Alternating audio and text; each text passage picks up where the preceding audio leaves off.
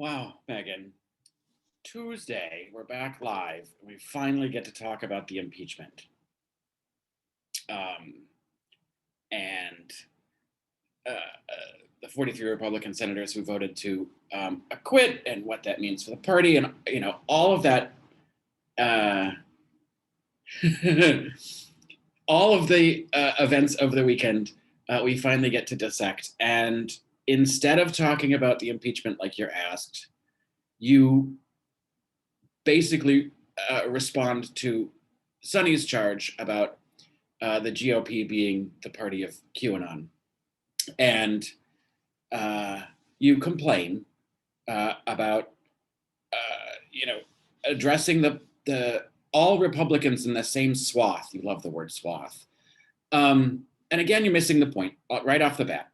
Nobody's saying every Republican believes in QAnon. That's not what's being said. What is being said is that the Republican Party is courting and fostering the believers in QAnon, the believers in the Confederacy, white supremacists, Nazis. The Republican Party is saying, you people that have these beliefs, you are welcome here. We support you. We will work for you. We will fight for what you believe. That's what's happening. And so just because you don't believe the same things that everybody else that's, in your party, nobody's trying to prescribe that vision onto you personally. But you're supporting a party that is promoting those ideas. So you try to do an equivalence to, okay, if this is what all Republicans are, then all Democrats think, Kenosha should burn. Democrats weren't advocating for burning down Kenosha. You said that you get tribal about it. And that's exactly the thing, is that Democrats, even the elected politicians, are not tribal. This is probably part of the reason why we don't get a lot of stuff passed, is because we can't even agree with ourselves a lot of the time, because we allow for differences of opinion within the Democratic Party. We don't, just lock arms and say one person said it, so it's true for everyone. And that is what the Republican Party does very effectively, but not for the good of the people. That's for the good of the party. That's party politics. That's not governing. So, you get tribal, but you won't even talk about the issue of the day. You're clutching your pearls and complaining, I don't want to be called a MAGA. But and talking about and blaming the media. You are part of the media. You're on TV every day. You could be using that platform to actually call out the parts of the party that are upsetting to you. You could say, Hawley, is it Josh Hawley? I never get his name right. Josh Hawley is wrong. Ted Cruz is wrong. Mitch McConnell is wrong. You're concerned about the not being in touch with the base of the party, and you quoted some poll because you love a poll that 77% approval rating of President Trump in the Republican Party. Most of that approval rating is based on lies. You're on TV every day. You could start to counter that.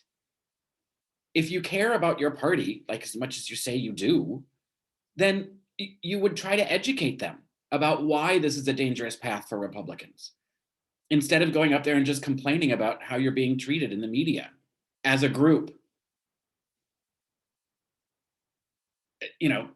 Where's your backbone? And you said the only way, you've been told the only way to be a good Republican is to become a Democrat, or some stupid statement like that. You don't have to become a Democrat, Megan. You could become an independent. You were an independent before for 6 years, at the beginning of your voting career. So it's not something that it's an anathema to you. You've been an independent before. You only became a Republican when your father ran for president because you figured out how to make money off of being a Republican. And that's part of the problem. If you are willing to sit there and privately say, Ted Cruz is ruining this party, Josh Hawley is ruining this party, but you're not willing to say it publicly because you're afraid of tarnishing your Republicanism brand, then all you are is a grifter. You don't have any ideological stake in the matter. You're just a money-making grub. So you have to decide. No one's asking you and saying you have to go defend the MAGAs. I don't know, maybe there is a producer at The View that's asking you to do that. If they are, that's incorrect. You should probably just call that out.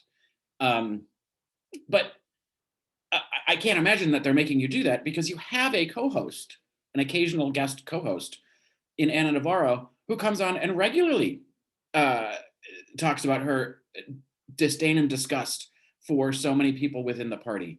If you're concerned that your career is in jeopardy, if you start to criticize the Republican Party, it speaks to how deep your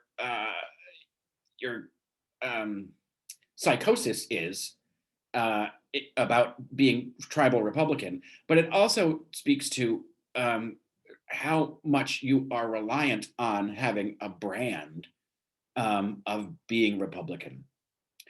But it's obviously true, even within your own show, you could be doing something else. They let Anna do it. I don't see why the producers of The View would be mad at you if you actually said, Ted Cruz is ruining this party, and started to try to educate your fellow Republicans. But going on TV and whining about it is a waste of the platform, just a giant waste. So it's no wonder you keep getting sidelined, because you're not contributing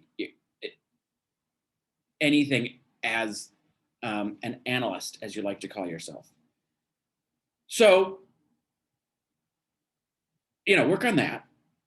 And as far as being a rabid anti-abortionist, go ahead, fill your boots, don't have an abortion. Believe vehemently that you don't want an abortion. You just don't get to tell other people what to do with their body. That's just that's part of the issue. Well, that's the primary issue. So, and you can be, anti-abortion as an independent, or you could continue to be a Republican and try to educate your Republican compatriots on what the truth is, rather than letting them linger in adulation on a lie. Your choice, Meghan. I'm sure you're going to pick the laziest one.